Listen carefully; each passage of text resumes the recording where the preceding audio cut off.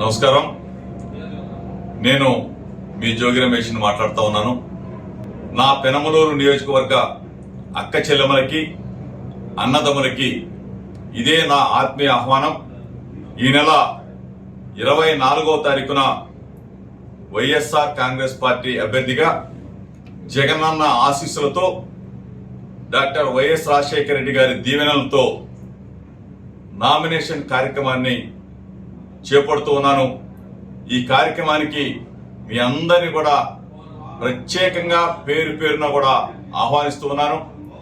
ఈ నామినేషన్ కార్యక్రమంలో మీ అందరి చల్లని దీవెనలు నిండు మనసుతో నాకు ఇచ్చి మీ అందరి సహకారం, మీ ప్రేమ, అభిమానం నాకు ఇవ్వాలని చెప్పేసి మనస్ఫూర్తిగా మిమ్మల్ని అందరినీ కూడా చేతులెత్తి ప్రార్థిస్తూ వేడుకుంటూ, మీ వాడిని మీకు ఎప్పుడు కూడా అండదండగా ఉంటాను, అభిమానంతో ఉంటాను, ప్రేమగా ఉంటాను, పిలిస్తే పలుకుతాను.